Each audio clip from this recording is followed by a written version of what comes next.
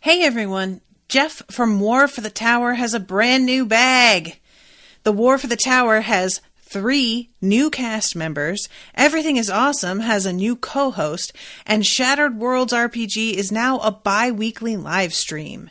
Check out Shattered Worlds RPG on Twitch, the link is in the show notes, and get into the hit space opera fantasy that the cool kids crave. Thanks so much to Jeff for his ongoing sponsorship of Unspoiled, and if you do go and check out his stuff, let him know we sent you. This is an Unspoiled Network podcast. This is Some Spoiled, a song of ice and fire too, etc., etc., etc., chapters 22 and 23, Catelyn and Jon. In these chapters, Rashawn, I'm going to need you to do the, like a crowd. Okay, go ahead in the background. Go ahead. In this corner, Brienne, the beauty, idealist, and sweetheart. Keep going, Rashawn. Keep going. Keep going. In the other corner, Craster, daughter raper, and scumbag. Welcome to Some Spoiled.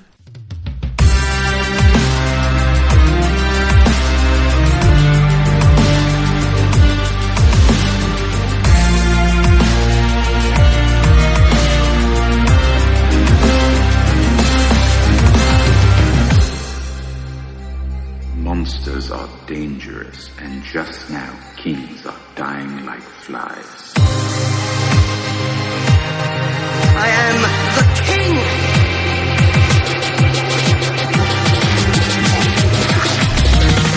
Fuck the king. Welcome to the show, everyone. I am Natasha. I'm Rashawn. So, we get some new peeps in these chapters. Yeah, it's nice. Is it? You didn't sound convincing there. Only in the sense that, I'm starting to realize where the books are formatted with the name of the POV. Mm-hmm. It's like the same 6 or 7 names. Mm-hmm. And before I even start the chapter, I'm just like, I'm learning about myself that this particular convention does not work for me. So, in what way? Is it just that you don't like Catelyn very much and are not excited about her chapters, or it just doesn't matter? Because what happens is, because it's only the handful of POVs, it creates a sense of redundancy. Ah, I see. So, there's just a vibe of like, oh, them again? Basically? Yeah. I got you. And then once you get into the chapter, if you're lucky, more characters are getting introduced to you via the POV of whoever you're reading about. Right. But just like surface level, you're just like, oh my god. I see what you mean. Yeah, I can actually understand that. There's a couple of books that I've been reading lately that jump back and forth in time. So you'll get 10 years ago, present day, 15 years ago, present day, 5 years ago, present day. And every time it switches, for a second, I'm just like, no! I want my thing that I want that time. I want to know what happens.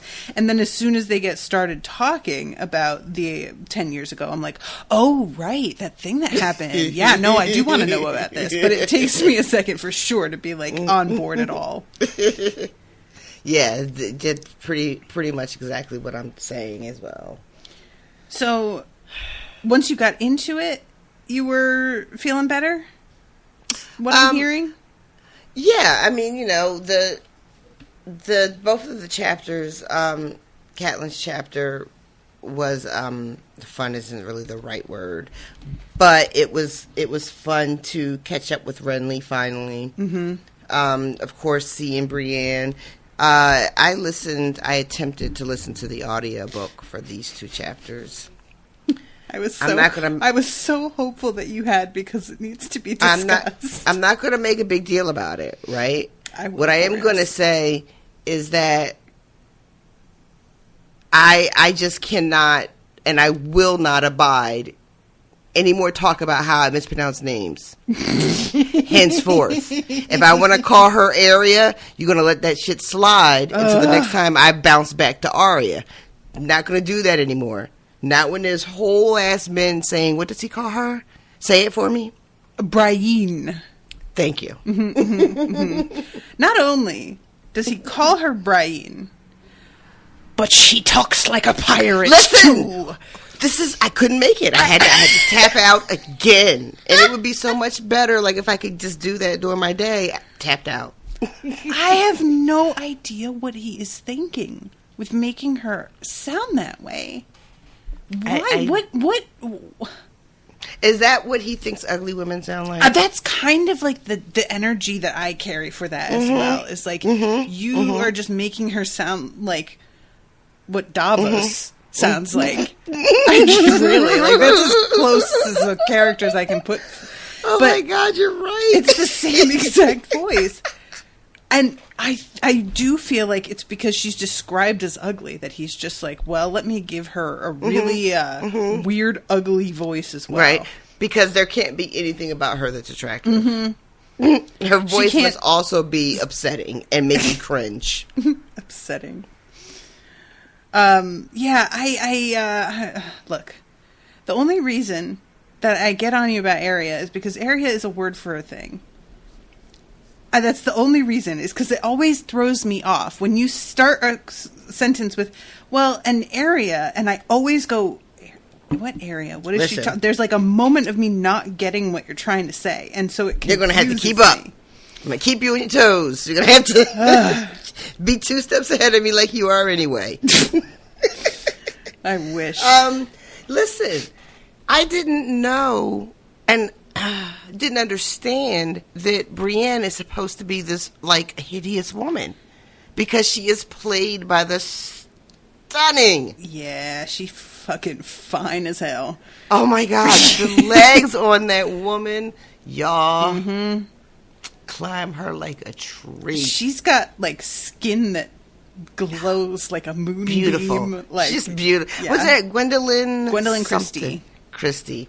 So I don't know what the talk on the streets were when she was cast. Was there like a general, everybody just throwing their hands up like, oh? There was a bit of that for sure, but because she was so uniquely tall, a lot of people were kind of like, I'm sure that finding somebody great for this role who fits the other physical characteristics would be kind of tricky. Okay. Because she's meant to be so huge. She's even taller in the books, I think, than she is on the show.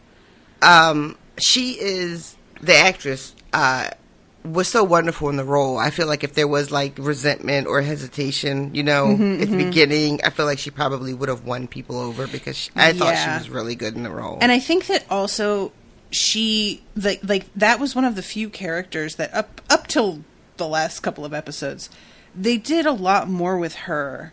That's not to say that she doesn't have things to do in the books, but the storyline for her goes in a really different direction in the books that wouldn't really work on the show, due to, they have to cut things down so much, and they really zero in on certain plots and completely disregard other plots, understandably.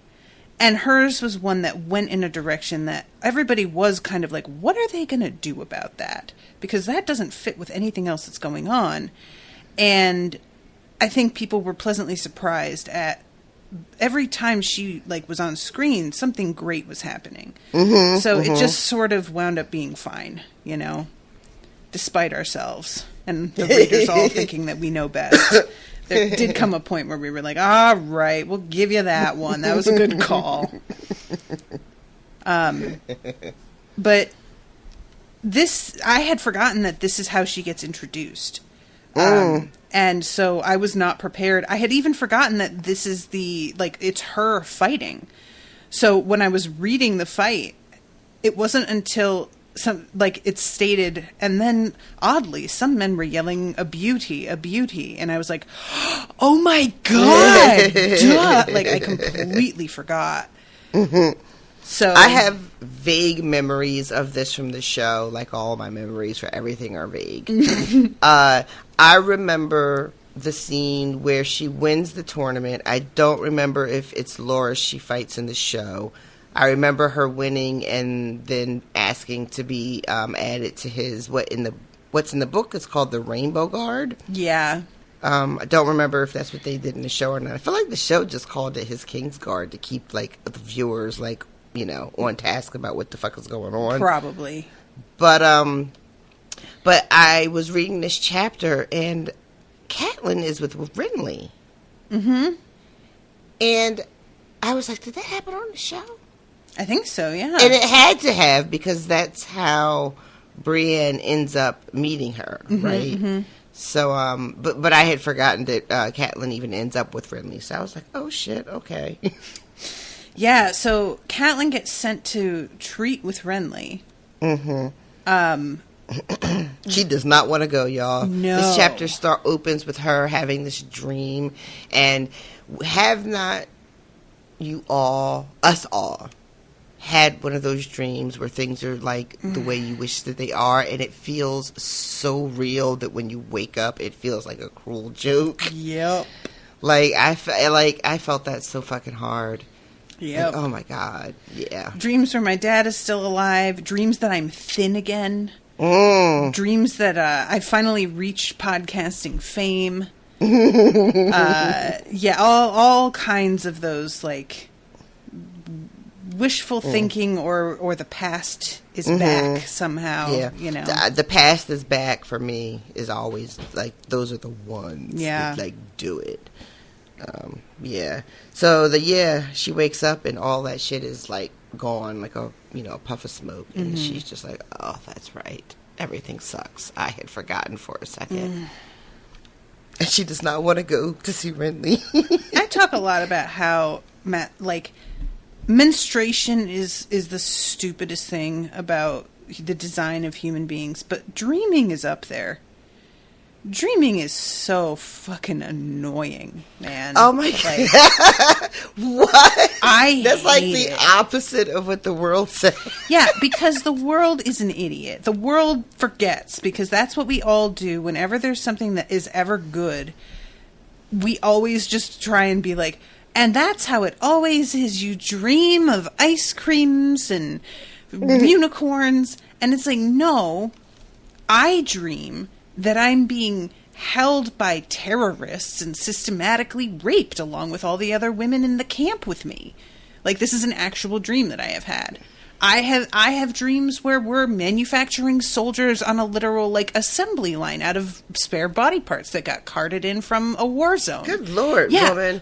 You gotta stop eating before bed. I don't eat before bed because I can't sleep if I've eaten before bed.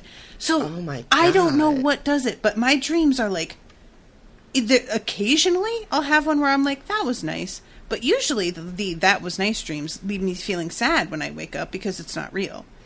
And otherwise, it's hideous, awful shit. And original music scores backing it for some reason. That part cracks me up. Maybe this is the universe's way of like doing the opposite. So when you wake up, you're like grateful for another day because at least that fucked ass dream is over with. But then I wake up feeling like I haven't slept. Those are my favorite dreams, are the ones where you wake up and you just get ready for your day. And then you wake up and you have to do it again. Because you just did this, you thought. I have had that more than once where I just like, I had the wake up, I made myself get out of bed, I'm brushing my teeth and I'm tired, I'm putting my makeup on and making a cup of tea, and then I actually wake up and I'm like, are you serious? I didn't know anybody else ever had that dream. The worst. I have one where I wake up, and I'm getting ready for work, and I'm doing my whole thing, and I'm getting out the house, and only to wake up and find out that, like, none of that shit happened. Like, I still have to do all of that. Mm-hmm. You saw how I posted that dream that I had recently where, like, the Delta variant got really bad, and people were dying to the point where they were having to get people volunteering to go to houses to take people's pets out and bring them someplace safe because they were just dropping dead, and then there was nobody to take care of these poor animals. And I volunteered. This is how detailed my dreams are, guys. Like, that is, like, that was probably something that would have to happen, but I don't know where I heard anything that gave me that idea. And in the dream, I'm, like, walking through my neighborhood, noticing how many lawns are overgrown. And just clearly houses not being lived in. And the house that we went into, we were trying to find a cat, and the cat was running away from us under furniture. And I followed it, and there was a crib. This woman had a baby, and apparently nobody knew. And the baby had died, and I couldn't even see the body because the crib was so full of flies. That dream is going to need a trigger warning in post. Listen, I woke up fucked up from that dream. It was so real.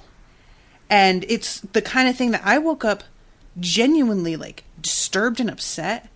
And poor Owen, he's like, "Good morning, babe. Hey." Like, cheery. And I'm just like, get away from me. And there's no way to explain to somebody who doesn't have that kind of dream what it'll do to your brain. You know? Like, I can't just start my day with that image in my head. That's how I woke up. Was my shock at seeing the crib and the flies in it woke me up. And as far as my poor body can tell, I just lived through that. That's how it feels. So how do you just get up now and go brush your teeth like it's a fucking regular day? I don't know. Dreams are stupid and they suck and I hate them. And I really feel for Catelyn. It's cruel and unnecessary. What good does it do? What good does it do anybody? So anyway, that's how I feel about that. Welcome to Natasha Rants. About dreams. About anything. Let's be honest. That's 50% of what this fucking show is just me going off about some shit that I just personally don't like. So, yeah, Robb comes to her and is asking her to go treat with Renly, and she doesn't want to leave her dad because he's, like, on death's door at this point. Mm-hmm. And basically, Robb is like, I don't have anybody else to send, so either you go, or I'm going to send the Great John. And she can't help but laugh, because he specifically says the Great John, because she will know how bad he would be at that. Yeah, yeah. She's, like, impressed and also irritated. Mm-hmm.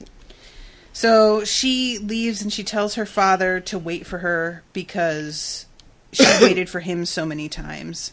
He's so ill at this point that he doesn't even know who she is. Yeah. He calls her by another name. I'm assuming that's her mother's name. I think so, yeah. And asks after her and her sister as if they were still children. And it's really sad. And throughout this whole morning, she's talking to herself, Catelyn is, about how, one, she's tired of being strong. She wishes that she could break down and, like, succumb to her grief. Mm-hmm. But that she can't. This is, she has to hold fast. And that's another thing, that feeling of knowing that you are, like, an inch away from a complete meltdown. Yeah. And you having to, like, just keep pushing forward. Like, you're not about to collapse inside. Mm-hmm. Is also, like, I think a really common thing that many of us can appreciate. Yeah. I feel like women especially. Yeah, yeah. It's not like men don't go through that. I'm not saying that. But women are often so much a backbone of a household that everything else has to come first or else things don't run a lot of the time. Right. Yeah, I mean, she's thinking also about how this is, again, she's going south. Like, this is the opposite fucking direction of where she should be heading. Mm-hmm. And that also is just like, you know what? She's absolutely right. Like, all she wants to do is go north to Winterfell, and she just keeps getting sent in that fucking opposite direction. Yeah. I feel like she's ready to scream at this point in the book. Like, she is really, she is reaching the end of her rope, it feels like.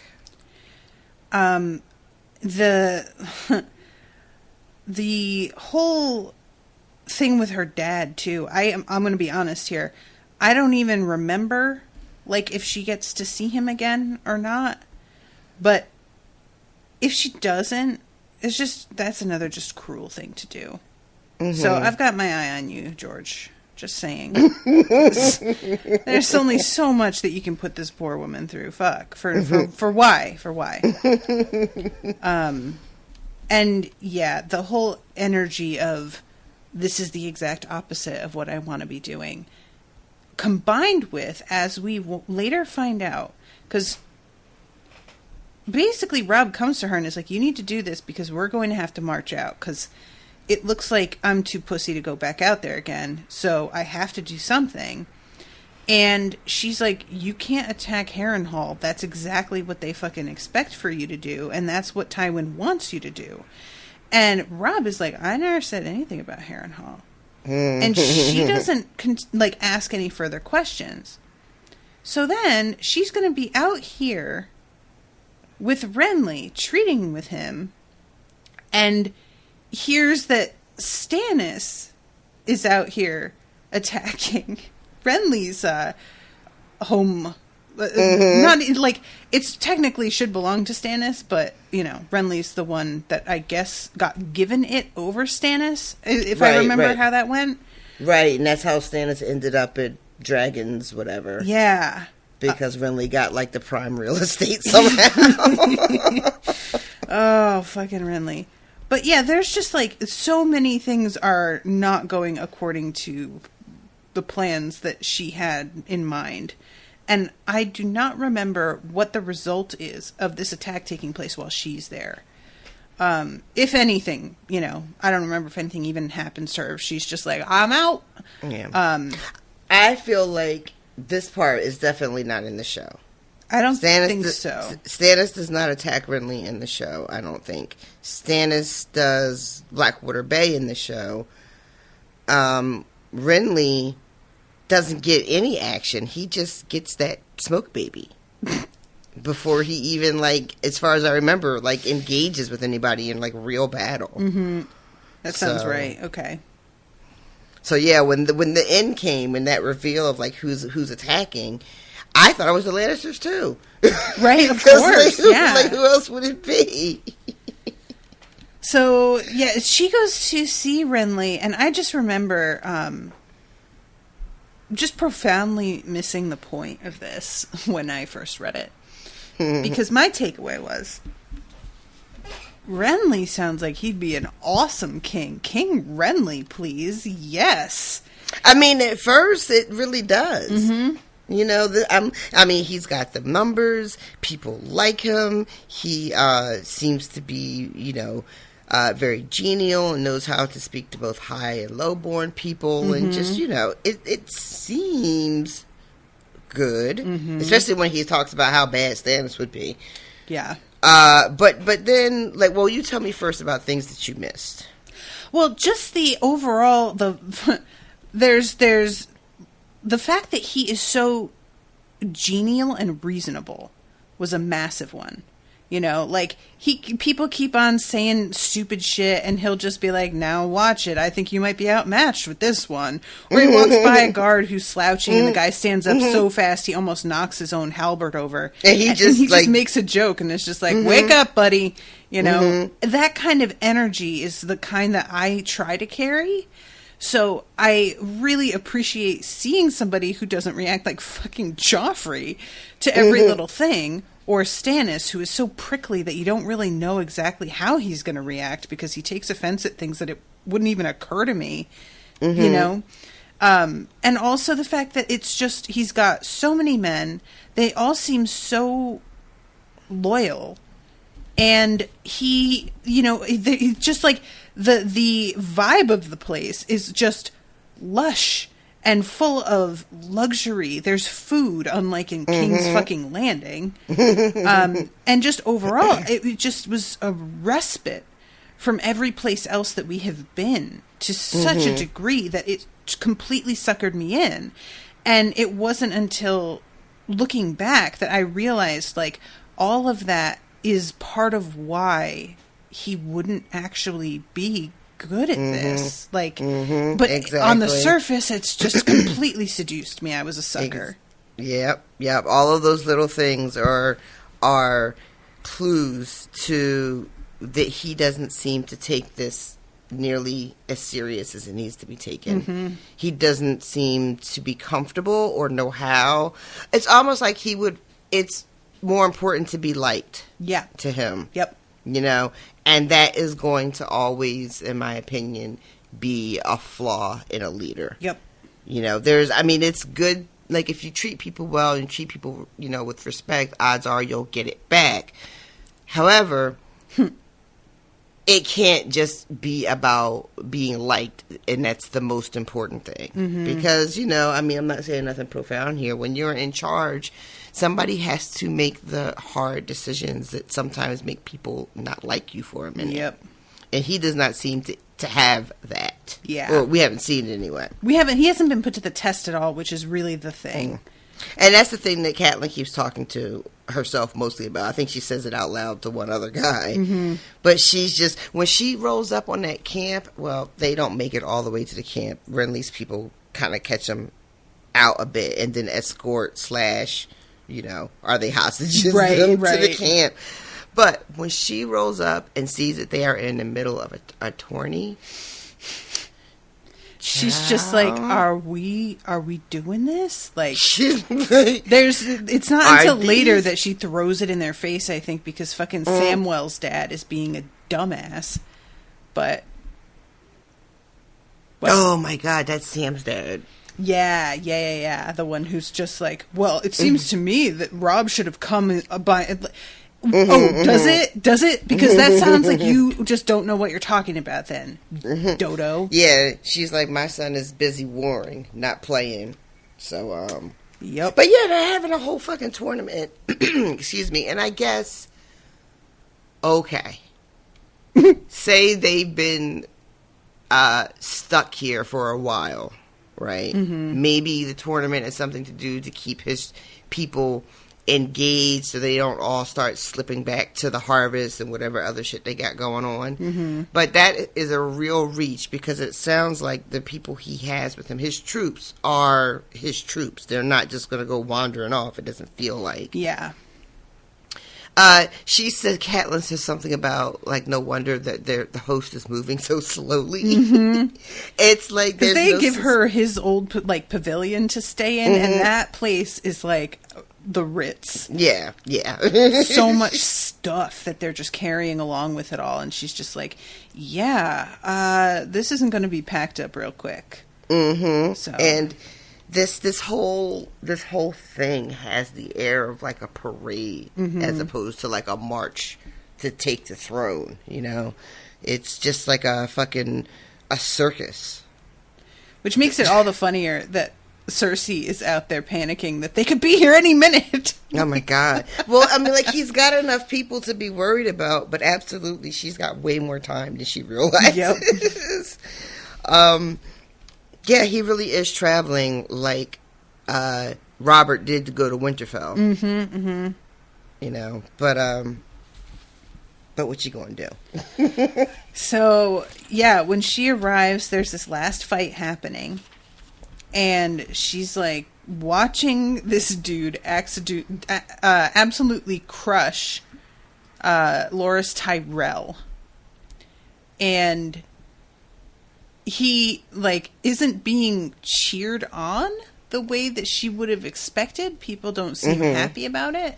And at one point some dude even tries to say that like unhorsing him in that way isn't fair. And she's like, why is everybody acting like this? And who was that man? And I forget who it is, but he's just like, oh yeah, first of all, that's not a man. And it's just a really good moment of seeing the very different standards that women are held to whenever they try and invade what is seen as a male space. You know, like, if a man had tried to unhorse Loras the way that Brienne does here and succeeded, everybody would just be like, well, damn. But when she does it, it's considered poor form and shouldn't actually even be allowed. Just, that is the reality. And when she gets, like, brought over to speak to Renly after she wins, Brienne, he asks her what boon she would like granted. And she's basically like, please let me be your personal guard. And it's described as like the look that she gives Renly was painful to behold. I love too when Catelyn says daughter, that she's horrified. She can't believe it. Catelyn, I got news for you about a little girl that you gave birth to and what is going on with her. But you may want to open your mind a little bit here, lady. Just saying. And this is when she sees the face of this woman. Yeah, the description is really it's well, Catelyn says, is there any creature on earth as unfortunate as an ugly woman? And that's one of those things that it should not be that way. But it is a horrible, like, disadvantage in life. You know? Absolutely. You're just not seen as worth anything. You know? It's just remarkable how quickly people completely dismiss you. Mm-hmm. And you see that sort of thing all the time on like the social medias. Like somebody can give a message and the message can be hard to swallow, but if the face that's giving it is pretty, the comments will go one way. Mm-hmm. You know, but if it's someone that's not conventionally attractive saying the same thing, either they won't get the number of engagement, period, or the engagement they get is much more confrontational, much less supportive. Yeah. And sometimes just directly about their appearance instead of the message at all. Mm-hmm. You know? That too. Which is always just so and again, it like ugly men, do they have it easy? No. But it's just totally different. It's just totally different. And there was a post I saw recently on Instagram where this girl had seen a post that a guy made about veganism. And he'd made the post with like a shirt. It was like a message with a shirtless selfie alongside it. And she was like, I decided to do an experiment. So she did a shirtless selfie with like pasties.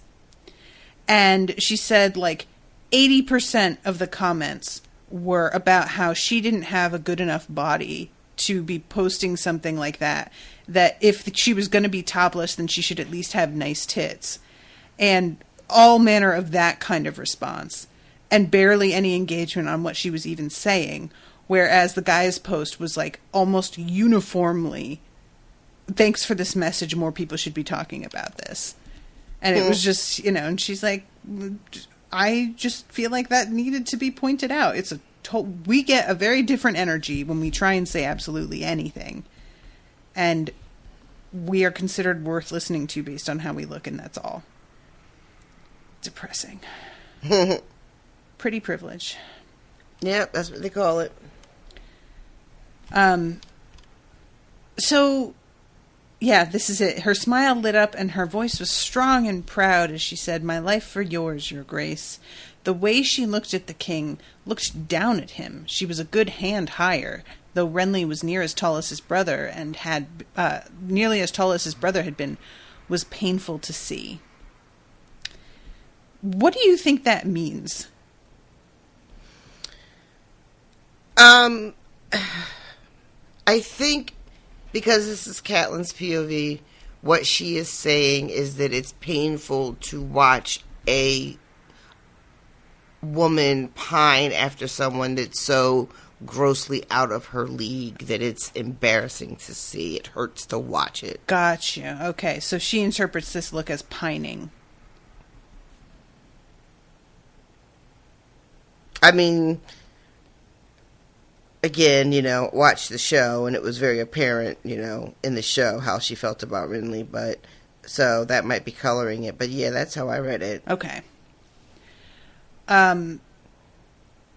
So, yeah, he accepts her pledge, and then this is the first moment that he sees Catelyn. And she gets introduced also to Marjorie. When she goes to meet him, he refers to the guy who's introducing Catelyn to Renly calls Robb Lord of Winterfell. So Catelyn has to correct him right away. Mm-hmm. Lord of Winterfell and King in the North, sir. So she comes in hot. And then she immediately calls Renly my lord. Mm-hmm. And to which Brienne is the one who's like, your grace. Mm-mm. And in response to that, Catelyn is like, it's too muddy to talk about kings. And I was like, I mean, you just did that, though. But, all right, I guess.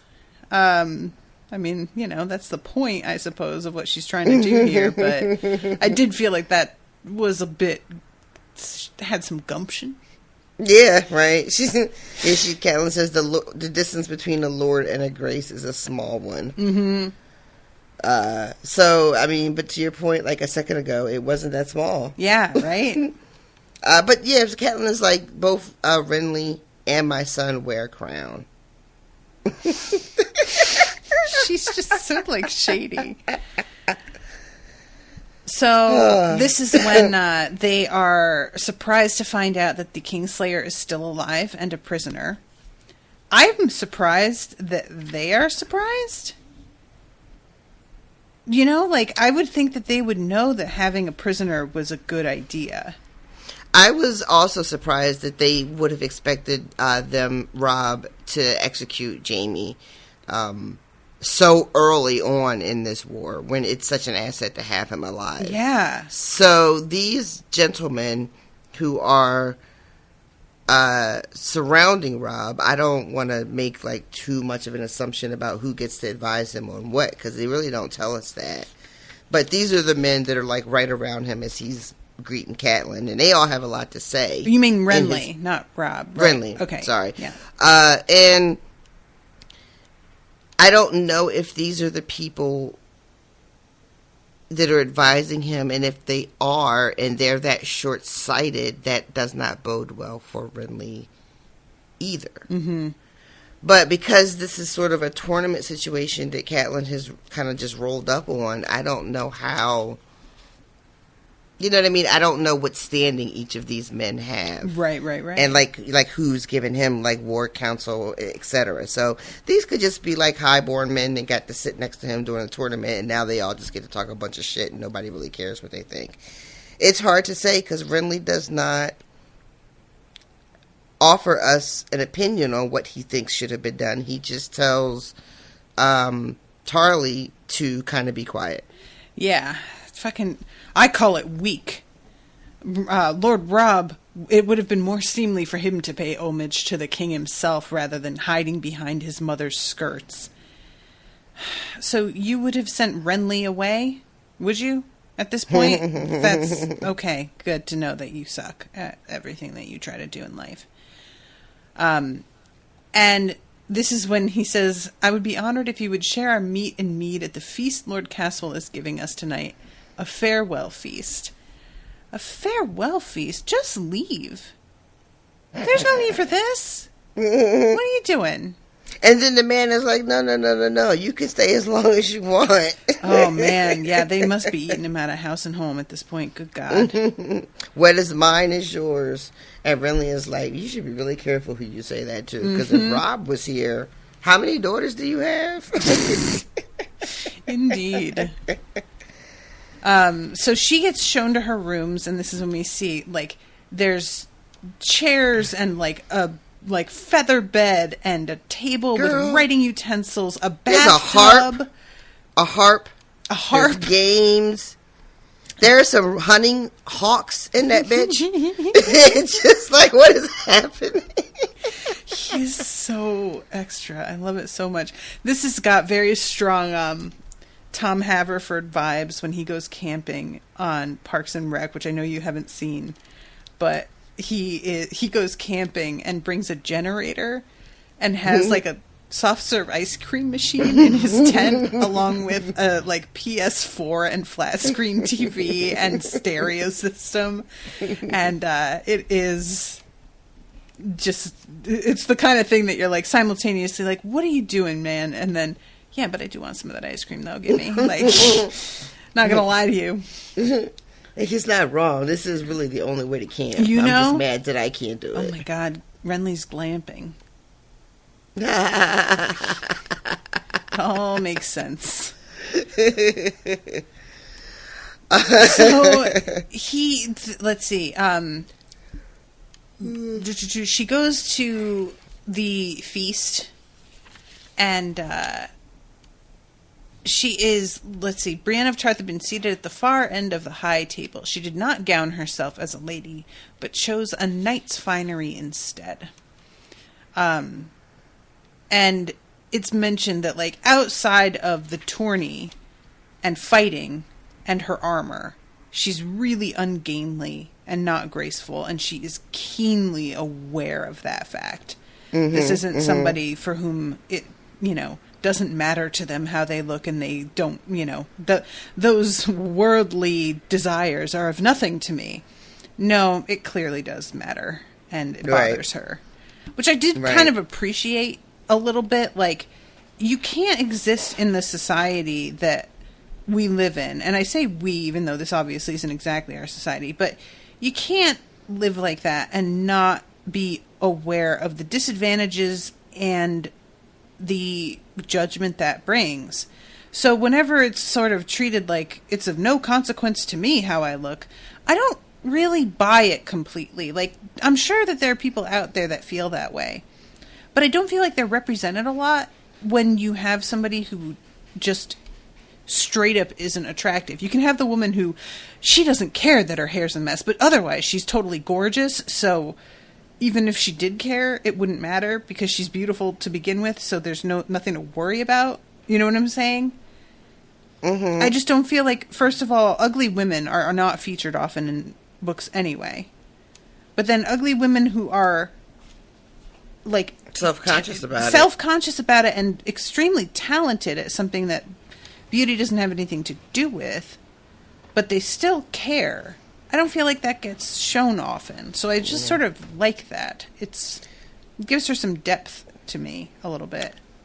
What I took from this is that she has been so used to being belittled and teased and made to feel awful about herself that she's just sort of sunk into herself.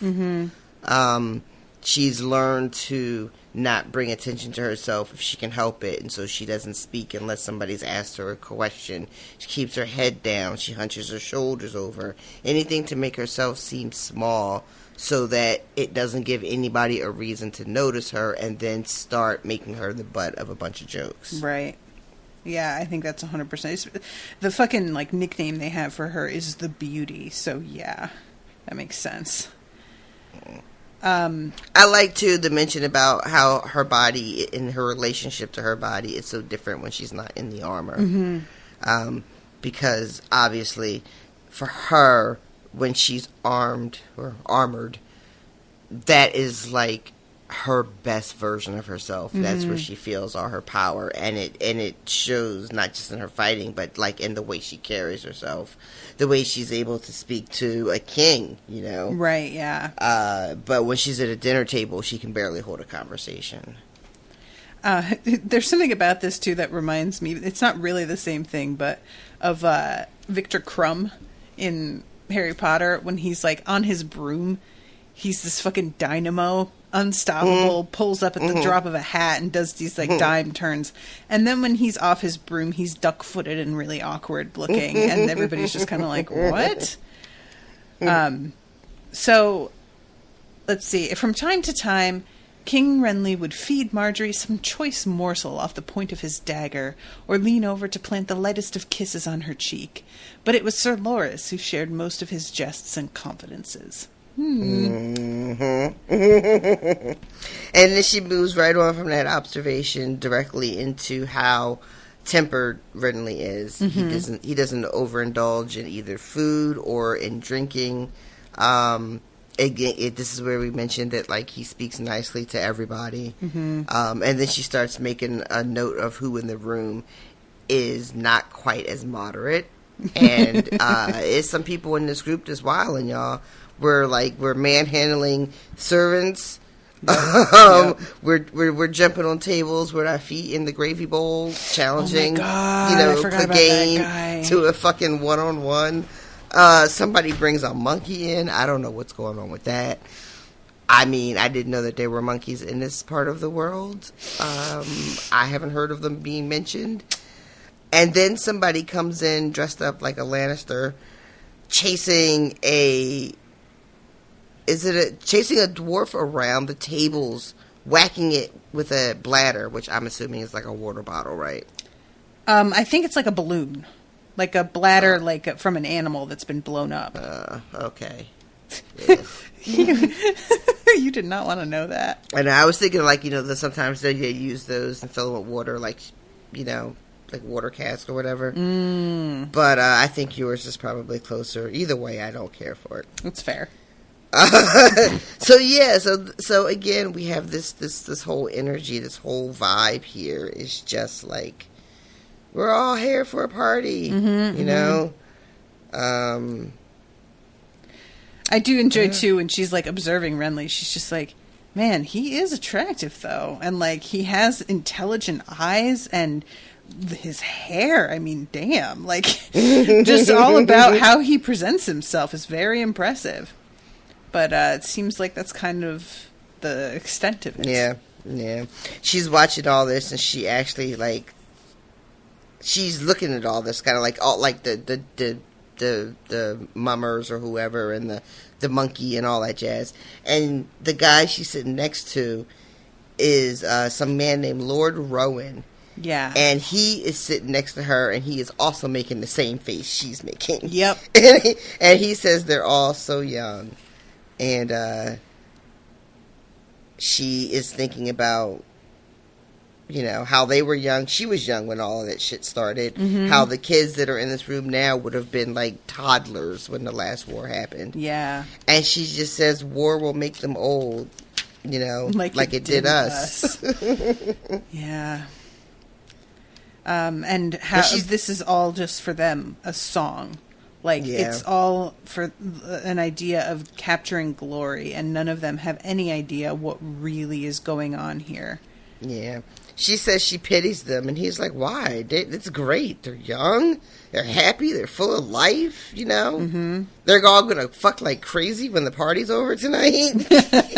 Yeah, that one I was just kind of like, all right. I mean, yeah, but he said something like, lots of bastards are going to get sired tonight. And I was like, that's not good, though, dude. There will be many a bastard bred this night.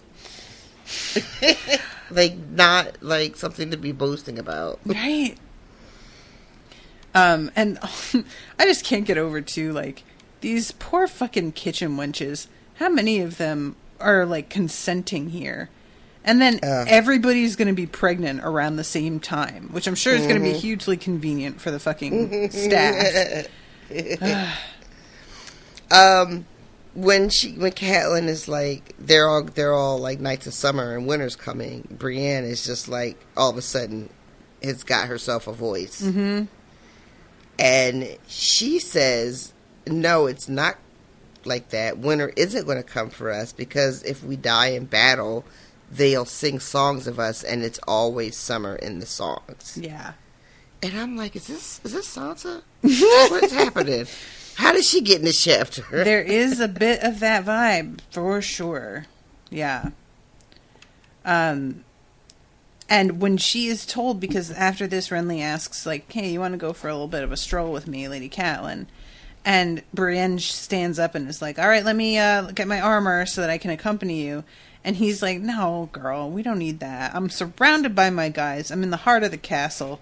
If I'm not safe there, I'm not safe anywhere. Don't worry about it. And she gets so, the rejection just completely crushes her. But this is when Catelyn gets shown the extent of his host. Yeah, it's pretty impressive. Very, very overwhelming. Yeah. And he tells her about the deal he tried to make with Ned. Yeah. He also tells her that he was hoping that Lord, I don't know if he's a lord or not, but Selmy would show up. I think Sir. because he's heard that he got banished from King's Landing, and Catelyn didn't know that. Yeah. I had forgotten that she hadn't heard, like, I don't know what news people are aware of. It's right, that was always a trouble for the show as well, as being like, wait, do they know what's going on the other side of the world? Yeah. And you wouldn't know they did until Tyrion or Varys, more than likely, showed up. And then you're like, oh yeah, them bitches know. Yeah.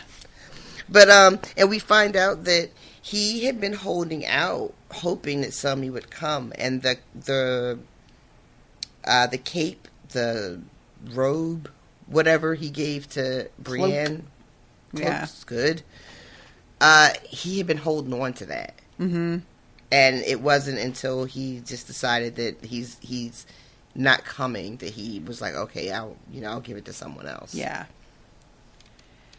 Yeah. So I love too when he's like, "How many men does your son have? Like 40,000?" And she's like, "Oh yeah, 40,000 around there." Oh my God! Like he's just overestimating to such a degree, and even in his overestimating, he would have no problem taking them.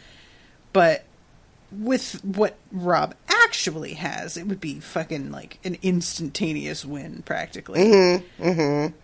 And he does do a couple of like, what's Rob up to anyway? And she's like, he's up to minding his damn business. How about you mind yours? Yeah. He really tries to be slick there. I'm like, she's not an idiot, dude. But, I guess you gotta shoot your shot. She also has a moment of just being like, when he's talking about how he, offered to help Ned, and she's just like, yeah, and if you had stayed to help instead of running away, maybe none of us would be doing all this right now. So yeah, she's got, some feelings. I don't know if she's right about that. I don't think so. I don't know if she's right or not either. I mean, when Renly made that deal to Ned, though, at the time, it felt like the best deal he had going. Yeah. But how it would have panned out ultimately, hard to say. Yeah. Because I feel like by the time that he got arrested, she doesn't know, like, what Ned knew. Like, she didn't figure out everything, I don't think. I know that they had some conversation. But I don't think that Ned had quite gotten on to what the seed is strong meant by then, did he? By, like, when she comes down to King's Landing? I can't remember how much they actually get to talk. You talking about Catelyn? Yeah. Oh, yeah, no, I don't think he had gotten onto that part yet. Yeah. Because there's, like, that's really the thing that made Ned so dangerous.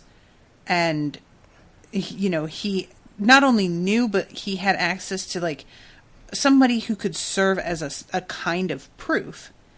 So her assertion that if Renly had stayed, it would have made the difference. I don't think so. Well, by the time Renly made the offer, Ned knew and knew what the deal was with the kids, right? Yeah. Ned. Renly offered to help take Cersei's and I guess the kids, like, not out of commission. It sounded like they were going to murder them, but like take them out of power and make it, I guess, public, and name Ned as he wouldn't be the Hand anymore. He'd be like the de facto person in charge, Regent. Thank you. Yeah. And by the time it all would have been, they could have done it so quickly to catch Tywin kind of off guard, but that doesn't mean that Tywin would not have raised up all his armies to, like, try to make a thing happen. Well, my point isn't really about Renly's plan, because she's sort of acting like whether or not Ned agreed to your plan, you should have stuck around and had his back. So I'm saying, like, if Renly had decided to stick around, even after Ned refused to do what Renly was suggesting. Oh, I see. You're saying if he had stayed but not done his plan. Yeah. Gotcha. And so I don't think that Renly would have made any difference at all in that point. But, like I said, Catelyn's not working with all the information, so she doesn't know that. She's just thinking, like, well, who knows what could have happened if you hadn't just, like, disappeared on him. But with the information, I just don't think that it would have made a difference. Gotcha. I think he probably would have just been killed, you know? I don't know. Anyway, okay, so this is the conversation where he's basically like, because she's like, so you're saying that you're going to be king, but everybody knows that you have an older brother. And Renly's basically like, yeah, I have an older brother. And how did, like, Robert get the throne? Excellent point. What right did he have? And he's basically like, there were all sorts of, like, suggestions about lineage and stuff, but let's be honest, he killed lots of people until there were no other people left to stand in his way, and then he became king, and that's how it works. So, yeah, maybe according to inheritance, that's how it should go, but that's really not how the world is. It's whoever's the strongest takes what they want, and I'm the strongest, the end. Right? It's really looking that way. Yep. And he says to her that he'd be happy to support Robb. Mm-hmm. That he can even keep calling himself king in the North if he wants to. Mm-hmm. But he has to bend the knee. Everything comes down to that. He has to bend the knee and at least say that I am, his king. Right. He can be king of the North, but I have to be his king. And he says, and you know what? It doesn't matter because they're just fucking words. Mm-hmm. Right? As long as he's actually loyal to me, what the fuck he calls himself all the way out there in the boonies does not matter. Exactly. And, that's a tough call. Yeah. Because I feel like, everything in this world is about the words, though. You know? Like, what he's saying is right. Like, Robb can go down to King's Landing, bend the knee, and then go up and call himself King of the North. But the thing is, the people he would be ruling in the North are not going to have any respect for him as king if he goes down there and does a thing. Right. And I don't know if Renly is being dishonest here or disingenuous, or if he really thinks it doesn't matter. I think he doesn't think it matters. So this is another thing that's telling me he doesn't really understand. Agreed. Like, he understands in some ways a little bit more than Ned Stark with the fact that he's like, the strongest person takes the thing. That's really what it comes down to. But he is not giving the title of King in the North the respect that it could command, which could lead to problems for him later on. And he doesn't understand the respect that it's accorded to Northerners and why bending the knee and also continuing to call yourself that don't go together. Right. I agree. He's in the middle of talking to Catelyn about, I mean to be king and not of a broken kingdom. And I can't say it any clearer. Back 100 years ago, blah, blah, blah, blah, blah. Right, in the middle of all this, he's saying, the old Stark king knelt to the dragons, and your son, can do the same if he's smart. And he gets interrupted with this news and noise that Stannis is knocking on the door. Surprise, motherfucker! So then we go to Jon. Let me tell you, today here in Texas was the third day in a row of really heavy rains. And I have never lived anywhere that it rains as much as it does here. This is the rainiest place I've ever lived. And this description of the rain that they're traveling through and everything being sodden and there being these deep, almost lake-like puddles and sleeping on the ground is fucking miserable. Everything is mud. Everything is mildewy. Oh, it just got a little bit too close, man. That's how I've been feeling lately. And it was tough.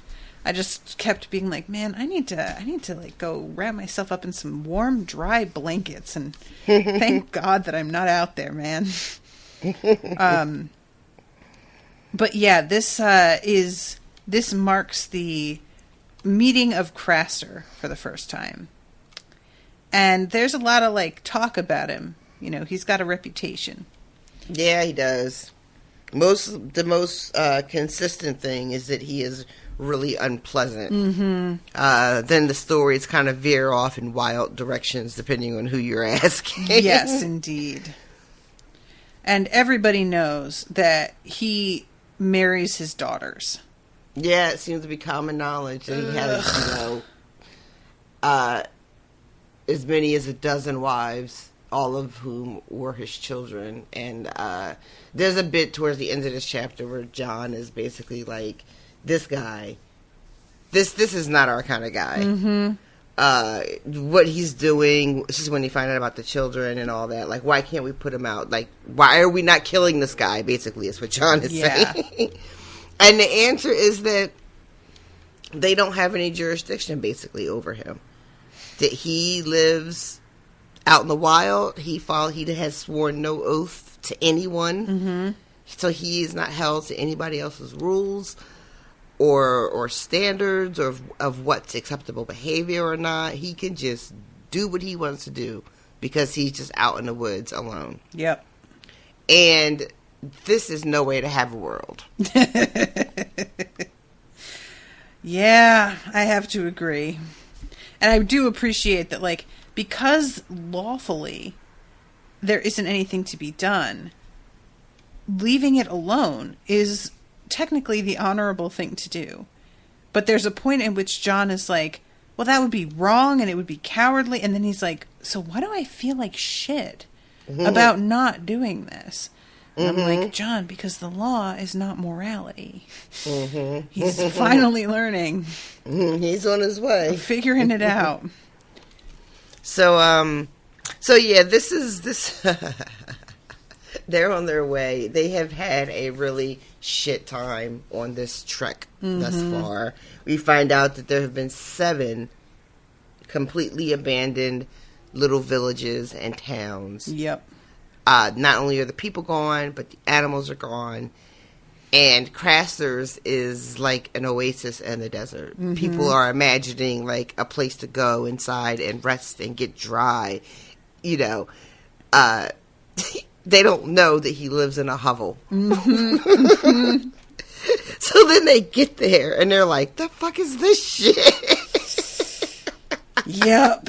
They had all had, like, Jon was like, I didn't expect a castle, but I thought there'd at least be, like, palisades and, like, a building.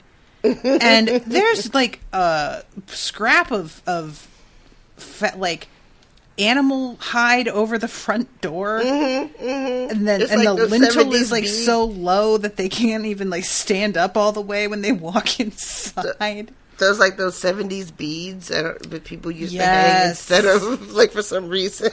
Fucking roof is leaking, and it's only big enough to hold, like, 40 people, maybe. Maybe. Everybody else is still going to have to sleep outside. There's not even enough food for everybody, and Craster makes it very clear, like, y'all can figure your own shit out. I will feed the people who fit inside, and that is as far as I am going to stretch. Yep. Yep. Which, honestly, I'm not even that mad at him about. But I mean, if he managed to make it stretch to feed 40 people, that's impressive because we find out he doesn't have any sheep left. So what are you feeding them? Right. But they do kill a pig, though. I think we see them. Yeah, when they pull up, they're in the midst of butchering a pig, and then he says, like, you know, something about how you're going to fucking make me kill all my pigs, which I doubt he actually did, but... But yeah, so they get here, and this was, some of this to me was a little confusing, I'm not going to lie. And I thought, like, well, maybe I missed a bit. What's up? Because there was this whole thing with Gilly, right? Mm-hmm. She sneaks out under Sam's cloak to go to Jon to beg for escape. Can I please come with you? And she hips him to what Craster does with baby boys. Right. And of course Jon is horrified, but he can't, like, do anything about that. But she also mentions that he's not just killing them, he is offering them to the others. Mm-hmm. and she describes them, and he asks her about the blue eyes, and she confirms. Then he goes and talks to the Lord Commander, tells him about the children, but doesn't specify about the whites. Did I just miss that? No, basically, it's like just the fact that he is sacrificing his kids, but he doesn't. I think that in Jon's mind, it's not about the others. It's about the fact that a guy would be willing to do that, and the others are very like circumstantial. I am disgusted with that. I really am. Why is that? Well, one, the whites and what's going on with that is such a big pressing problem for at least Jon and Mormont. I'm not saying, I mean, I know the whole camp knows about it, but Jon and Mormont actually saw it, right? So it's going to hit different for them. How he doesn't include that, I feel like it's inexcusable unless something really great pops up in the following chapter that makes it make sense to me. I don't see how him sacrificing the baby boys is shared and he doesn't tell like the whole story. What difference do you think it would make? I think it would make a difference for me as a reader because it would make sense. Okay, I see what you mean. Because, I'm like, I get what you mean, but honestly, it didn't bother me at all because I just didn't even really notice it. Because I was mostly feeling like this was Jon trying to make this into sort of a human issue about, like, shouldn't we do something about this motherfucker? And even if that's the case, when Jon finds out that Mormont knows that he kills the baby boys, and he's not, like, shocked by that, and it's not new information, the follow-up would be, did you know he's not just killing them, but he's giving them to the others? I feel like he assumes that Mormont now realizes that's not just a story. I think that Mormont knows that's what he's doing. And that up till this point, Mormont has assumed that that was just, like, a superstitious dude with, like, a legend. And now Mormont saw that one of them came to life. So Mormont is as aware as Jon is that, oh, no, that shit is actually real. So I think that Jon is just assuming Mormont's put two and two together. Do you know what I mean? I don't, but okay. What do you mean you don't? Like, what's... that's just not how I read it. That's all. Did you think that, like, because Mormont knows that he's sacrificing them to, as he puts it, like, older, crueler gods than ours. That's what he says to Jon. So you think because he says that, Jon doesn't need to say... I feel like because he says that, Jon assumes that he already knows what it is that Craster is doing. And that up until this point, like, Mormont has just been thinking that was, like, a superstitious old man. And now Mormont knows as well as Jon that shit is real. So Mormont realizes what's really happening. Okay. So again, really, I guess what the disconnect for me is that you're saying that you think Jon is assuming that Mormont already knows and doesn't need to be told that she came out and confirmed that he's given the kids to these whites. Not that, like, she has confirmed. Yeah, just that, like, now that he is up, like, I'm sure that this wasn't something that, like, occurred to Mormont before because this dude isn't exactly on their mind. But once they're in his presence and Jon points this out, like, his kids he doesn't have any boys, that the blanks just got filled in. Like, I feel like they would for me. If I was already aware this guy is sacrificing his kids to gods, and then I find out that, like, oh, that's real, like, those things are out there, I would just assume, okay, that's where his kids are going. He's sacrificing them. That's what he has always, like, we've known that's what he's doing. Now I just know the gods are real. I mean, that's just how I would see it, were I in Mormont's shoes. Okay. Do you know what I mean? I hear what you're saying. You just don't agree. I don't agree. What would you think? It's okay that we don't agree. It's fine. No, I just I'm genuinely not understanding your position. I've here, already, I mean, I don't know how else to say it. I already said it how I think it. So I don't know what else to say. Because what other information? Jon doesn't have any other information other than she specifically said that, which I really figure that Mormont knows this. So what? He doesn't have anything to add. He doesn't know where they go. At this point, Jon doesn't know what Mormont knows when he starts to tell what he's heard. So I don't understand why he wouldn't just tell everything he heard. And then whatever Mormont comes back with is fine. Jon doesn't have to, once Mormont responds. But Jon doesn't tell him everything he's heard. Right. And my point is, why wouldn't you just tell the whole thing? Why would you stop? So I'm reading the scene here. My lord, Jon said quietly, Craster has no sheep nor any sons. Mormont made no answer. At Winterfell, one of the serving women told us stories. She used to say that there were wildlings who would lay with the others to birth half-human children. Okay, so instead of telling the story about what old Nan says, why doesn't he just go, he doesn't have any sons, and this girl came and told me last night that this is what he's doing with the boys. I mean, I understand what you're saying. He follows this up with, he gives his sons to the wood. A long silence. Yes. You knew? Smallwood told me long ago. All the rangers know, though few will talk of it. And this is when Mormont says, you think I ought to stop him, kill him if need be. And then we get into the whole, the wildlings serve crueler gods than you or I. These boys are Craster's offerings, his prayers, if you will. So, okay, I understand what, rereading it and the fact that he offers up that story instead of just saying what Gilly told him. Because I had forgotten that he was old Nan used to say. But throwing that in there and then not just being Gilly literally said he gives his sons to the others. I get where you're coming from. Now, especially with that added bit of just unnecessary, it doesn't even feel like it's relevant.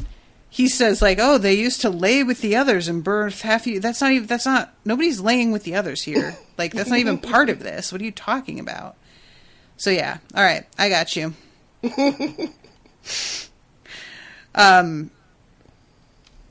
But we started at the end of this chapter. We jumped to the back.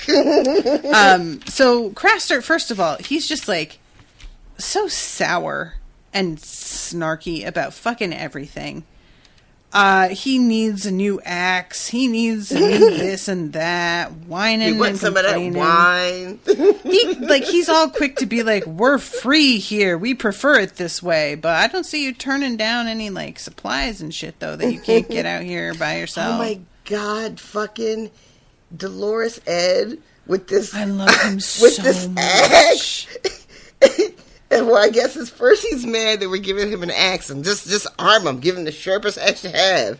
Oh, but you know what? It was probably better that the axe is sharp because when you get hit with one of those dull ones, one time I saw this guy, his whole head just dude, what the fuck? I love the whole way Dolores Ed talks. He's one of the few voices in the audiobook that I actually really grew to enjoy in this chapter. Because the way that he does the at the end of everything, there's something vaguely Canadian about it. And also it feels very natural in the rhythm that he has him speak. But this is so, yeah, the whole thing is they're back and forth. At one point when they wake up in the morning too, he's like, oh, yeah, sure, it stops raining as soon as I get a fucking roof over my head. But then, I bet the minute I fucking set foot outside, it's just going to come pouring down because everybody likes to piss on me. I guess the dogs peed on his clothes and whatnot while he was asleep. My God, I'm married to Dolores Ed. Oh, my God. And but even that is like a little bit ahead because there's a whole thing with Ghost. Oh, right, yeah. Well, the thing with Ghost, like, we haven't even finished talking about Craster because he talks about, what's his face? Mance Rayder for a bit. Because Mormont offers Craster and his wives to come and, settle below the wall. And is essentially like, man, every single village that we have come across is fucking empty. Nobody's here anymore. And this is when he says, the gods protect me. Which we don't realize the significance of that as we read it. But looking back, it's clear what he is thinking when he says that. Right. And he also says, yeah, thank Mance Rayder for all those empty villages. Like, he's the one that is responsible for all of that. And at the time, I was reading that as, like, he's going in and just killing everybody.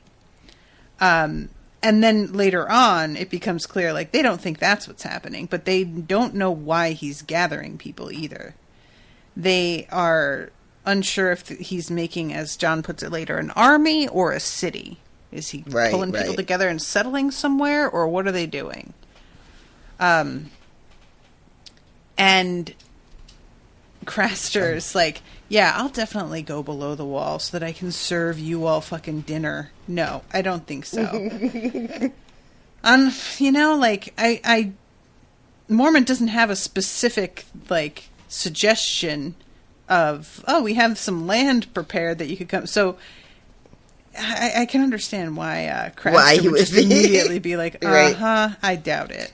Yeah, and there's so much bad blood between... Well, he's just a terrible person. There's going to be bad blood between him and probably literally anyone. True. But it seems in line with him to assume the worst of everyone else, you know? Yeah. Like, of course you can't be offering us refuge. You want us to come and fucking empty your bedpans. How about him recognizing Jon as soon as he walks by? Is that a Stark? Oh, my God. 100%.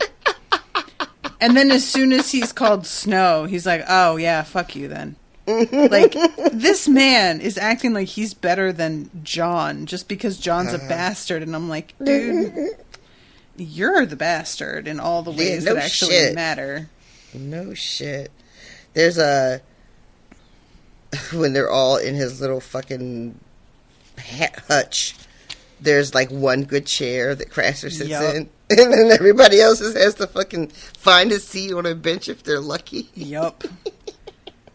He doesn't have time to be making seating that he's going to use once every 4 years. Yeah, this man is... Yeah, he's not hosting any parties. And his wives never sit. I'm positive of that. Oh, them bitches never get to sit down. Nope. Unless they're in his lap, and that probably doesn't even count. Yeah. Like, ugh.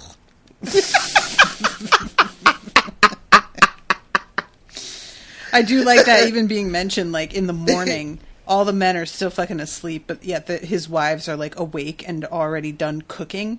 You know, they're just getting up and getting shit started like fucking servants immediately, first thing in the morning. Here's a question, because I can't remember. They ask him, Mormont asks Craster about some missing rangers. And one is Benjen, who Craster says he hasn't seen him for 3 years. Yeah. But it's only been a year since he has been missing. So the test reveals that that's a lie? I mean, it's a lie, or Benjen never reached him. I guess it's possible he never reached him. Yeah. Because he is pretty far out, isn't he? Yeah, they've been out for, like, I think a week and change at this point. Yeah, that's true. We don't know how far he got. All right. I'll put that to the side. My second question is, they ask about 3 other people who disappeared. And one of them is the one that deserted. And that Ned Stark ended up having to kill. And Craster seems to know about that. This the way news travels. Yeah. But he laughs and it's like, I hear he's got no head either. Yeah, because the guy also lost, like, a hand or something. What was it? An ear? Yeah, his ears. The bite got him. And so, everybody knows that not everybody, but it's known that that guy was executed by Ned, right? Yes. It's not like a mystery where he is. No. Okay, good. Okay. Yeah, that he says, I hear he's got no head neither. The bite do that too? And it doesn't seem that gets answered. Jon is just thinking about it, but it doesn't, nobody says. Okay. And then he's asked right. which direction Sir Waymar was in. Which Sir Waymar Royce is the one in the opening prologue of the first book. The rich lordling with the sable as soft as sin, who laughs at the dude who's afraid of the others and is like, get out of here, they're not real. So Craster just says, happens I have better things to do than tend to the comings and goings of crows. Had no good southern wine here for a bear's night. Could use some wine and a new axe. And just basically is like, I might know a thing or two to talk about if somebody were to give me an axe, just for example. And it turns out that is exactly what's going to happen. Yep. And this is he agrees to draw a map of where Mance Rayder is located. Because Mance Rayder sent somebody to tell him that he needed to join up with them, with whatever they're doing.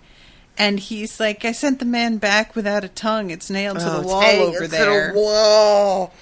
Why is this guy so bad? It's like a sucks. cartoon. It's too much. It's too much between the child rape and the incest and the nailing of tongues to walls. It's all too much. Killing of the sons. Yep. It's too much for one man to be doing. And it's so awful, too, when Jon talks to Gilly and she's like, I mean, if we have girls, he just marries them, so that's not so bad. But if it's a boy, and I'm like, oh my God, sweetie. Like, isn't the boy getting off? Like, I feel like they're getting a better end of the deal. I mean, she doesn't know what happens to them. We don't either, to be honest. Like, what happens in the show, we don't know, because that's beyond the point in the books. So as readers, we still aren't sure what happens to his kids. Oh, you mean once the others take them, we don't right. know, like, if they're killing them or turning them or... Yeah. I'm trying to remember, I think on the show they had the baby's eyes turn blue. Yeah, I'm pretty sure it's, like, meant to be that he's sort of helping create new others by sacrificing them, but like I said, the books have not reached that point, so that could be exactly what's going on, or it's just a complete other thing. I have no idea. Right. I mean, either one of those options, whether you're a son to get sacrificed or you're a girl to get sacrificed, they both sound like terrible options. True. They really do. So this is when Jon is told to, first of all, go out there and get Sam. Also, Jon had been sent back earlier to be like, tell them not to cause any fucking problem with this guy's wives, because we do not need that. When they're on the way there, he does the little, has to go down. So that was the first thing with Ghost when Ghost is out and he's like going down the line looking for everybody. He runs into poor Sam on this like, I don't know exactly what I think it's a dray horse. Mm-hmm. But I feel like that's like the lowest horse. It's like the workhorse. I think the mule horse. Yeah, and I think it's meant to be like an implication that because he's so heavy, he can't ride like a regular horse. You know, it's not like a steed that you're going to go into battle on. Right. And he's carrying like the ravens and all the other shit in this little wagon behind him. Yep. And he's got this floppy hat on because it's raining. Sam's a bit of a goon. It's okay. We love him anyway. It is so pitiful, but it's also like really necessary because you know what? Someone does have to carry those cages of ravens around. And they're like, the cages are covered with something, but the rain is like making all this noise, so the ravens are pissed. Oh my God. Just screaming in there and flapping around, and he's just like, oh, I am so sick of the sound of these motherfuckers, I swear to God. So when Jon goes out looking for Sam, this is when he runs into Gilly for the first time because Ghost has taken apart this hutch that had rabbits in it and killed them all. And she is just like, what the fuck? I was going to breed these. We don't have any sheep left. Come on. And Jon's like, well, make good on him. And I'm like, make good on him? Do you have more rabbits? Like, listen, what do you even mean? And then he thinks to himself, you know what? I actually don't have any fucking money. And also, what good does money do for when you live out here? Which is like the real question. What? Right. You're gonna go pay her off? Like, what? She can't eat that. When he first sees her, he asks her, "Are you one of his daughters?" And she says, "A wife now." Mm-hmm. And starts to like rub her belly, to indicate that she's pregnant, and it happens, and there's really not much to make of it because we already know this. Like Jon already knows this is what the deal is, but to see it so casually, mentioned, like it's a completely normal thing. Yeah, like, oh, I was a daughter, but I'm a wife now. Just like, oh. You know, like it would be better for me in a small way that makes no real sense if she just said, "No, I'm a wife. I'm his wife, or I'm one of the wives." But that transition, that wife now, oh, you guys. Mm-hmm. And I love too when he's like mocking Jon for being a bastard, and he's like, "Seems to me if a man wants to bed a woman, he should marry her first. That's what I do." God. And I'm like, "Oh, is it?" In that your fucking ramshackle fucking hovel, you marry them and make an honest... Yeah, okay, for sure, definitely, honorable. Fucking tell yourself stories, whatever. I mean, when you live alone in the woods like this, I guess you tell yourself all kinds of shit. Mm-hmm. And I mean, imagine being like a little girl and being told... that this is what's happening, and told that it's like a completely normal thing, and that we all went through it too, and you'll be fine. Like this is worse than being a Frey. Yes, and there's not much worse than that. Yeah, but I agree with you on that. This makes the Freys look like, oh, there's a family I want to be a part of. You know, like this shit is here. I'll even change my name to Walder. Just let me in. I don't need this. So he has a bit of a fucking like run-in with some of his shitty like brothers who are trying to fuck with her and scare her and also screw with Jon a little bit. And there's this guy Chet who's still mad about the fact that Jon got his cushy position taken away. Right. Jon is like, you know what, low key though, that was my fault. He can't even, like, well, all right, yeah, he has a reason to have a grudge. That's right, fair. Listen, Sam needed a job. Mm-hmm. So, Chet, I'm sorry. Plus, your name is Chet. Yeah, and you sound like you suck. Like, you're a mean-spirited man. And she winds up, like, running off. One of the guys who had been giving him a hard time tries to take the, like, dead rabbit on the ground, and Ghost grips it up and takes it to Jon, and Jon just looks at him like... Yeah, what? I do enjoy, too, when they keep trying to needle him. He says, first, I'm not going to fight with a brother while ranging. And then when somebody says something like, there's other names that I could call you, he's like, yeah, and I've heard them all. Save your breath. Mm-hmm. And it's pretty good energy. Yeah, he walks away with Ghost at his side, so it's especially badass. Mm-hmm. Like, you know, nobody is, like, coming for him. And everybody, like, somebody says, you wouldn't talk so fucking slick if you didn't have that giant wolf with you. And he's like, maybe, but I do, though. So, guess we'll never know. And he goes off and makes a little, like, lean-to for him and Sam and roasts the rabbit. And everybody is just giving them very envious looks because there's like not much food around. So right. The rabbit, which isn't even cooked well, is like the best thing that they've had in forever. And poor Sam got off his horse and just dropped knee deep into this like pit of water that he didn't know was every there. Every time I'm in a car and it's raining. Whoever is driving parks, and there's always a giant puddle on the passenger side. Every single time. Our driveway for our house has like a lake in it right now, and yeah. It's the worst. Wet socks, kids. Worst thing. He tells Sam, take your stockings off and hang them up and dry them off before you go and make this map. And that did have me thinking, like, ooh, fire toasted socks are probably pretty yummy to put on your feet. I bet they are. Wet all day. Mm-hmm. Although I guess the inside of his boots is still wet. So you get your nice dry socks on, but then you got to put your feet back in those, like, boots. Yeah, that's true. Ugh, never mind. I take it all back. That just seems extra cruel now. Right? Can anybody have some newspaper I can stuff these with? I was just thinking, like, didn't have any plastic wrap to wrap their feet up in.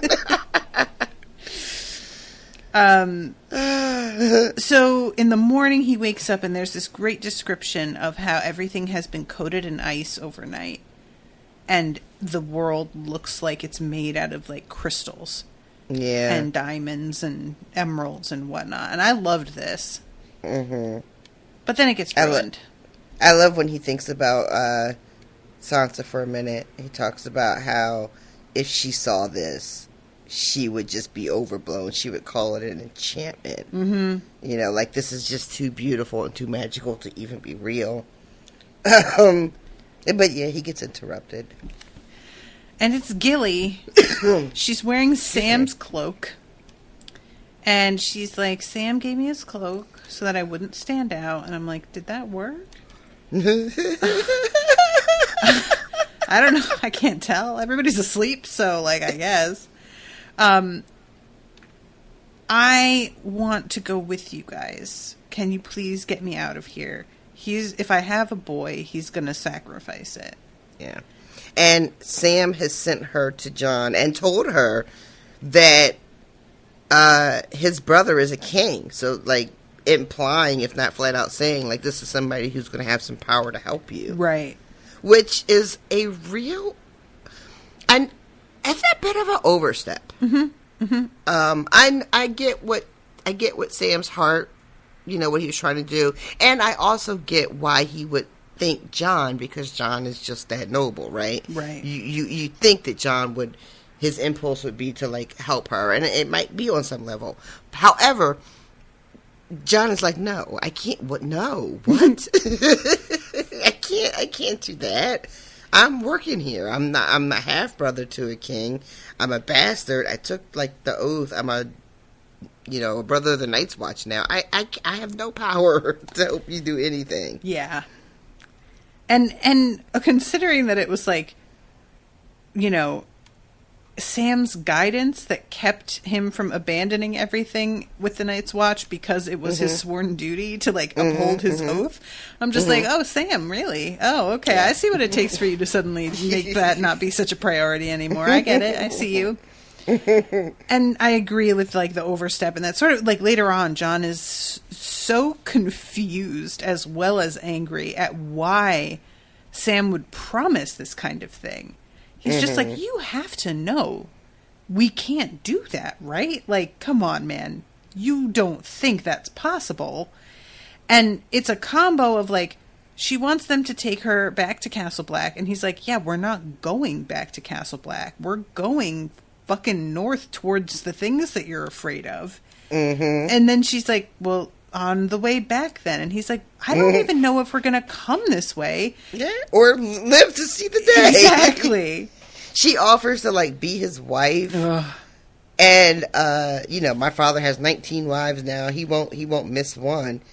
And he's like, we can't have wives. How do you not know that? And he's like, we're guests in your father's house. And she does mention that Jon didn't eat any of the food. He didn't sleep by the fire. So technically Craster has not given him any guest rights. So Jon is not bound to him in any way. And I was like, ooh, is that a loophole? Is Jon going to fall for it? But, and I thought for a second, he might be like, But he does not ultimately fall for it, at least not yet. Yeah, he is just so frustrated with Sam, and is just, it's like, it makes him annoyed because, like, he sympathizes with why Sam would be like, okay, this is deeply wrong and we have to do something. And that's essentially what he says to Mormont himself later on. It's just like, man, come on, like, really? And Mormont has a line that I really like later on when they're just talking about, like, the situation. Let's see, where is because he basically is like, I understand these women wanting to get out of this situation, but here it is.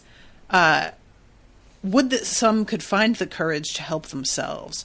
Craster sprawls in his loft even now, stinking of wine and lost to sense. On his board below lies a sharp new axe. Were it me, I'd name it Answered Prayer and make it end. I do really enjoy that line. Yeah. It's like, that's not how it works when somebody has been abused and just brainwashed, really. But I understand why he's just like, man, they outnumber him easy. Just go fucking take care of it, man. But yeah, it's not that simple, man. If only. Yep. But I do like that. And name it Answered Prayer. Mormont is like, but you know what? It'd be a bad day for us if he actually died. Like, would it? Or could you just put somebody there in that spot? I mean, yeah, make it an outpost. Like something. Done. Yeah, done. But I guess if you're there, then you have to fucking... well, no, you don't have to defend it from anybody, because right now, nobody else is fucking there. Like, I guess in the past, you wouldn't... Because wildlings would, like, maybe attack it if it was Night's Watch people there. And it would just take too much to defend it. But now that the motherfuckers aren't around, yeah. Although, I think that the assumption is meant to be that he gets kept safe by the others. And if somebody moved up in there, they're not sacrificing babies to the others. So they're not going to enjoy that kind of protection. That's true, too. Probably they would get overwhelmed. Yeah, so I guess maybe it is. I mean, I don't want to be in a position to say I guess it's good that Craster's alive and is there. I really don't want to have to say that, so I won't. Yeah. And especially considering that up till now, nobody knew that the others were real. So that wasn't something that was part of the consideration in keeping him alive. We're saying that because we know information. Right. But they could have killed him and made it an outpost before now. Yeah. I mean, Mormont's whole thing is that it's good that Craster's there because there have been times when Rangers needed, like, rest. And, it was life or death. That, is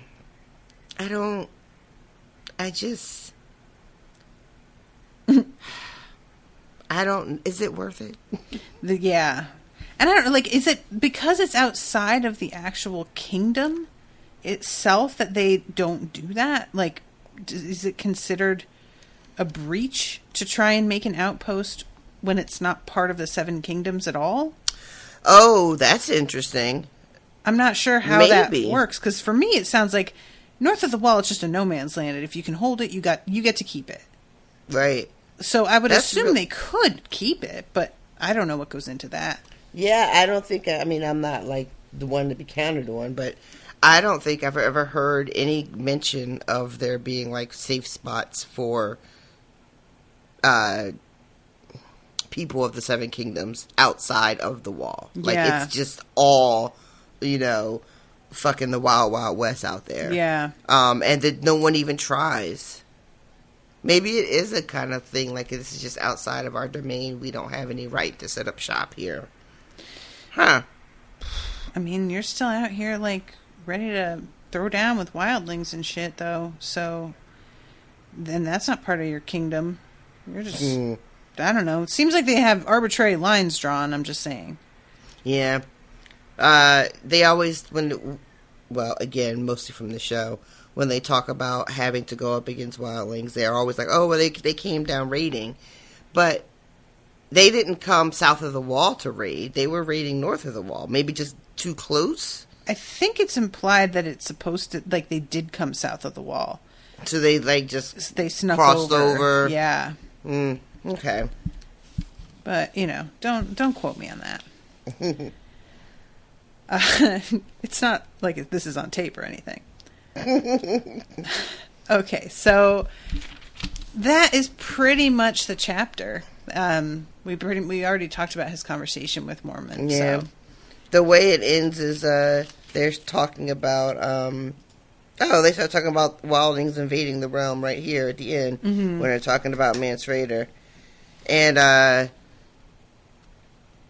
Mormont says, I think it's still Mormont he's talking to, says that years ago, back when the Night's Watch was really at like its peak, how much they would have to fight against them, but now they're like only a shadow, and that they are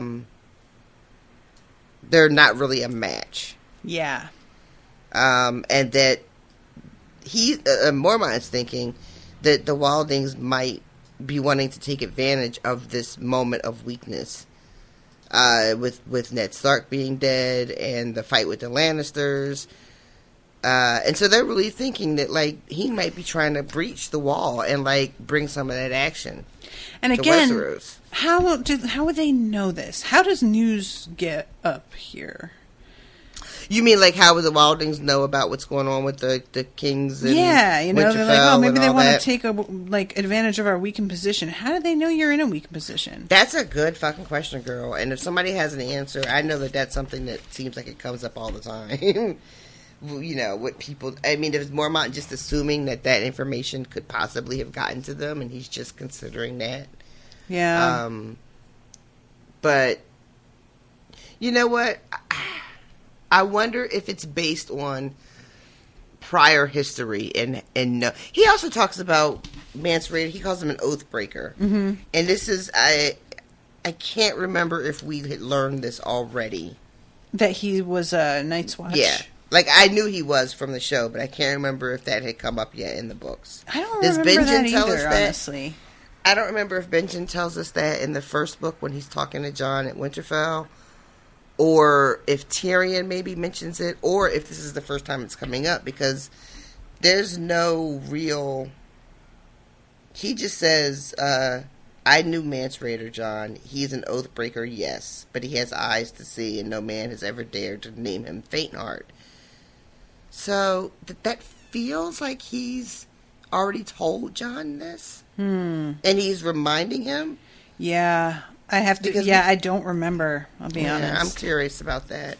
If anybody can remember, inform. Let us know. And speaking of the Discord has been like popping off. Good. Dresden Files Spoilers channel is the one that's really busy, especially because we're really like in the last stretch here of books that are even out. So we're getting to some stuff that's like not even resolved yet, So there's still a lot of like theorizing and whatnot to be done. But Song of Ice and Fire has a fair amount of activity, and the Discord overall has been pretty active. So don't forget to join that if you have not already, guys. And speaking of new patron, we have Awilda Baumgren. I hope I'm saying your name right. Welcome, Awilda, to the lovely wide world of unspoiled backlogs of patrons-only shows and Mistborn and everything else. Hope you enjoy your stay. And I wanted to, there was something else I was going to mention. Oh, just that if you are a $5 and up patron, I shared the link to the live reads that are going to be happening. There's one in late August and one in mid to late September that are already up on the events for Crowdcast. I posted the links in the patron group and on the Discord. Also, if you go to the website, unspoiledpodcast.com, there's a thing that says live events and a picture of me on the mic. If you click that, it'll take you to the Crowdcast page, which will show you the listing of everything that's coming up. And you'll be able to register for it and get a reminder right before it happens. I need to do that. So, you should see me struggling on Crowdcast. With what? Sometimes I'll go to Crowdcast because I want to rewatch something that I missed live. And so I have the Crowdcast app on my phone, and I only use it for Unspoiled. And when I go into search shows, you know what it gives me? It gives me like book club stuff. Oh, wow. Old shit. It's bad. And I cannot figure out. Like, I'm subscribed. I don't know what else to do. That's so weird. So what I end up doing is I have to go back through the group, find the link, and then click on the link there to get to, like, what I'm trying to do. Yeah, I mean, if you go to unspoiledpodcast.com, there's that picture on the very front page that'll just take you to Crowdcast in general and everything that's coming. If you're looking for a specific show's feed, because, like, for Spoil Me, each show, I have all of them are on, like, the same Crowdcast base, but each episode is separated.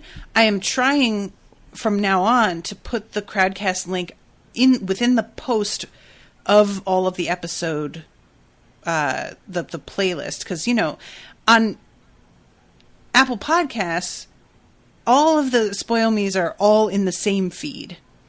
And if you have something like I use Overcast that you can just type in the title of what you want, it'll separate it out and you'll only have that. But not everybody has a podcatcher that does that. So for the website, I have individual playlists for each show. And if you go to that, you know, Crazy Ex-Girlfriend, it's all of the Crazy Ex-Girlfriend episodes in one playlist. But I realized that, like, finding old Crowdcasts, once they're over, it can be hard to get to them again. So those are going to be linked on the Spoil Me page as well. The only thing that I don't really have set up is a place to go and find old Crowdcasts that are for non-Spoil Me stuff, like the Mistborn. Once these, like, live reads are over, I'm not sure how anybody's getting back to that. So maybe I should add that link as well. You bring up a good point. Thinking about it, yeah. Make a little notey note. This is the kind of thing that, like, I know that folks are aware how much I record. I record an average of 11 times a week, usually 12. But y'all don't know what goes into everything that isn't recording, and the organizing of the website, and all of this little shit that I have to, like, keep track of. Please bear with me, because I know it's annoying when you go to something and it looks like this should be here. I agree. It should be there. I agree. Why isn't it? Who knows? Is it because I tried to do it and I failed? Possibly. Is it because I intended to do it and I forgot? That also may be the case. Is it because it never occurred to me and I just haven't? That is equally as likely. Who can tell? It's a grab bag. Yep. So, you know, if there's something going on with the website and you're genuinely like, girl, what is this? Please let me know. And I can't guarantee I'll be able to, like, fix it immediately, but I am often on my own site clicking on something and going, why did this take me here? And having to, like, go in and change menus and shit because however I had it set up did not make any sense. So it's just, there's a reason that people are paid to do that job. It is intense and there's a lot to keep track of. And when you're just fucking, like, noob, and you're doing as many shows as you do. Like, if you were doing, like, 3 shows, it'd probably be manageable. You don't know how much I envy people who are able to, like, make a living with 1 show a week. Oh, my God. Can you imagine? My website would be off the chain. It would be insane on there. Like, I can't even... Yeah. And the editing I would be able to do... Whatever. It's a... Someday. Someday that in that hot tub. Oh, God. For those who weren't hanging out with me and Rashawn before we pressed record, I have a hot tub on my wedding registry just because I figured why not? Reach for the stars, as I said. All right, everybody. Thank you again very much for joining us and listening. I hope you've been enjoying our coverage. And we will see you next week with 2 more chapters. Until then, toodaloo, motherfuckers. Bye, guys. Joffrey, Cersei, Walder Frey, Meryn Jon, Tywin Lannister.